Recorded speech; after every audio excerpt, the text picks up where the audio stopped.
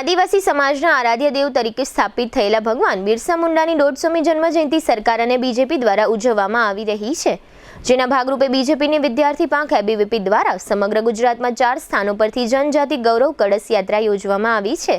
આ પ્રકારની એક કળશ યાત્રાનો પ્રારંભ જામનગરથી એબીવીપીએ કરાવ્યો છે, જેના ભાગરૂપે આજે શનિવારે સવારે જામનગરમાં સરકારી નર્સિંગ હોસ્ટેલ ખાતે કળશ યાત્રાના પૂજનનો કાર્યક્રમ યોજવામાં આવ્યો હતો, જેમાં પ્રદેશ એબીવીપીના સહમંત્રી દેવાંશ બ્રહ્મભટ્ટ વગેરે હોદ્દેદારો અને કાર્યકર્તાઓ હાજર રહ્યા હતા।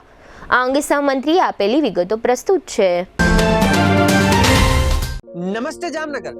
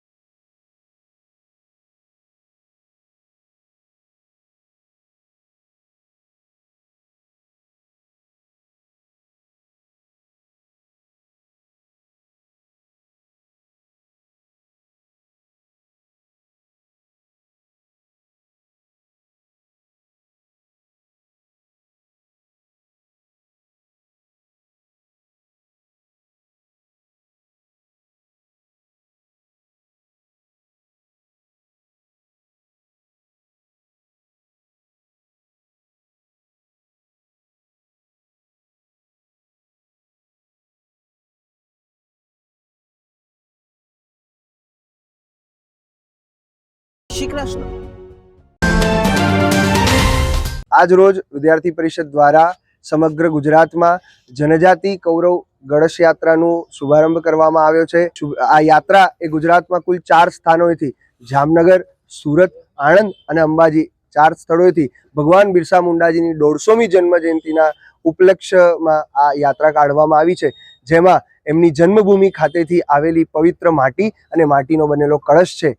આ યાત્રા ગુજરાતના કુલ 500 જેટલા કેમ્પસોમાં જવાની છે અને ત્યાં આ જે માટી જન્મભૂમિથી આવેલી છે તેનું પૂજન કરવામાં આવશે અને સાથે સાથે ભગવાન બિરસા મુંડાજીના જે વિચારો છે, એમની રાષ્ટ્રભક્તિ અને એમના જે દેશ માટેના બલિદાનના કિસ્સાઓ છે એ પણ વિદ્યાર્થીઓ સુધી પહોંચાડવામાં આવવાના છે। આ રથ આજથી શરૂ થઈ અને આવનારા 10 દિવસમાં સમગ્ર ગુજરાતમાં ફરશે અને 500 જેટલા કેમ્પસોમાં જઈ અને ભગવાન બિરસા મુંડાજીના વિચારો પહોંચાડશે।